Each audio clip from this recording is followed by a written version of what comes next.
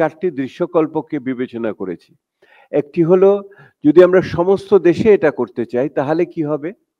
সমস্ত দেশে করলেও মানে হলো সবার জন্য না, কিছু মূল্যায়ন করে যে তাদের যাদের প্রয়োজন আছে সেইটাকে ভিত্তি করে এটার 1 নম্বর জাতীয়ভাবে হয় কি পুরো দেশটাই পুরোটাই কভার করা হচ্ছে, এইটাই তো ধরা হলো।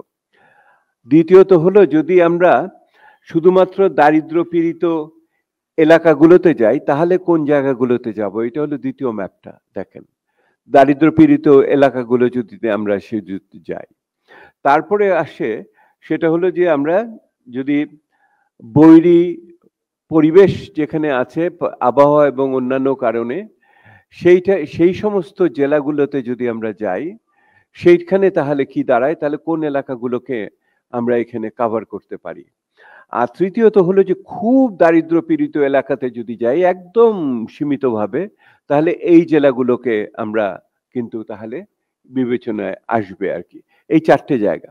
এখন যে বিবেচনাটা আপনারা খেয়াল করেন, এইটা যে প্রচলিত অর্থে যে দারিদ্র পীড়িত বা দরিদ্র পরিবার সেই অর্থে কিন্তু করা হয়নি। এটার জন্য এই এই এই গবেষণায় আমরা একটা স্কোর কার্ড তৈরি করেছি। অর্থাৎ বেশ কিছু আয় একটা গুরুত্বপূর্ণ বিষয়, কিন্তু তার বাইরেও তার স্বাস্থ্য, শিক্ষা, তার আর্থিক অন্যান্য অবস্থান, বাড়িঘর কিরকম ইত্যাদি বিবেচনা করা হয়েছে। যেমন হলো, যে বাড়িতে আপনার লেগে থাকে এরকম কোনো অসুখ বিসুখ আছে কিনা, এরকম বিষয়কে আমরা বিবেচনা করেছি।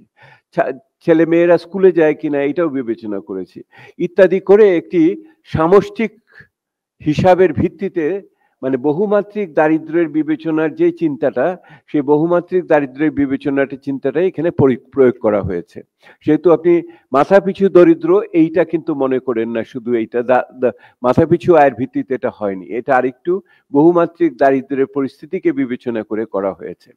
আর যেটা আমি আপনাদের বলবো সবচেয়ে দেখার বিষয় হলো, আপনাদের কাছে যে কাগজটা আছে এটা 25 নম্বর পৃষ্ঠায়, আপনার মনোযোগ দেওয়ার জন্য আমি অনুরোধ করছি। 25 নম্বর পৃষ্ঠায় যান, ওখানে একটা সারণী আছে যেখানে এই চারটে দৃশ্যকল্পেতে কি ধরনের আর্থিক প্রয়োজনীয়তা করবে আমাদের সেটা দেওয়া আছে। এবং সেটা আর্থিক প্রয়োজনীয়তাটা আমরা দেখছি কিভাবে বাংলাদেশের চলমান মূল বাজেট যদি হয় তার অংশ হিসেবে কত, যদি আমরা দেখি যে আমাদের রাজস্ব আয় হয় সেই রাজস্ব আয়ের কত অংশ, যদি দেখেন তাহলে বাংলাদেশে যে ধরনের সরকারি ব্যয় হয় তার কত অংশ, এবং সামাজিক সুরক্ষাতে আমরা যে ব্যয় করি সেইটার কত অংশ।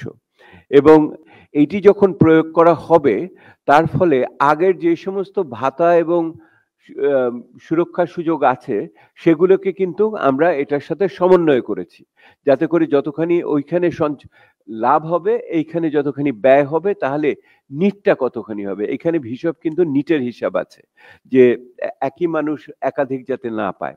তাহলে আপনারা লক্ষ্য করে দেখেন যে আমাদের ন্যূনতম যদি আমাদের আজকের এই চারটে দৃশ্যকল্পের হিসাব আমরা মেনে নেই, তাহলে দেশীয় আয়ের 0.27 মানে কোয়ার্টার মাত্র এইটা দেওয়ার মতো বাংলাদেশের সক্ষমতা আছে বলে আমরা মনে করি, এবং এইটা ন্যূনতম এই হিসাবটা আছে। আর যদি আমরা পূর্ণভাবে আগাতে চাই সেটা তাহলে দেখেন, তাহলে এইটার ভিতরে তাহলে যদি ন্যাশনাল ভাবে আগাতে চাই তাহলে এখানে দেখবেন টোটাল বাজেটের আমরা এই যে এখানে যদি আসে তাহলে জিডিপির আমরা 1.35%, দেখেন 1.35%। এই মুহূর্তে সামাজিক সুরক্ষার ক্ষেত্রে 2 থেকে 2.5% কথা বলা হয়, যদিও ওই 2%-র ভিতর আমরা জানি ফাঁক আছে, কারণ ওটার ভিতরে পেনশন ফান্ড, ওটার ভিতরে সরকারি পেনশন ফান্ড ওখানে ধরে আছে। পৃথিবীর কোনো দেশে সরকারি পেনশন ফান্ডকে সামাজিক সুরক্ষার অংশ হিসেবে দেখা হয় না। এটা সার্বিকভাবে তাদের আয়ের অংশ হিসেবে তাদের যে তাদের যারা নিয়োগদাতা তাদের দায়ের অংশ হিসেবে, সমাজের অংশ হিসেবে, দায়ের অংশ হিসেবে এটা হতে পারে না। তো আমরা যদি দেখি তাহলে আমরা 1%, 1.25% দেওয়ার মতো আমরা ক্ষমতা আছে বলে আমরা অনেকেই মনে করছি। আজকে এই আলোচনাটা হলো যে বাংলাদেশে এই মুহূর্তে যে সমস্ত আলোচনা চলছে, সংস্কারের আলোচনা চলছে, রাজনীতিবিদরা এটার সাথে যুক্ত হয়েছেন এবং আগামী দিনের বাজেট আসছে। আমাদের পুরো ধারণাটাই হলো যে আগামী দিনে 2025-26 সালের যে বাজেট হবে সেইখানে এই ধারণাটাকে আমরা অন্তর্ভুক্ত করতে চাচ্ছি এবং সেখানে এই আর্থিক হিসাবের ভিতর দিয়ে আমরা দেখাতে চাচ্ছি এইটা সম্ভব বলে আমরা মনে করি।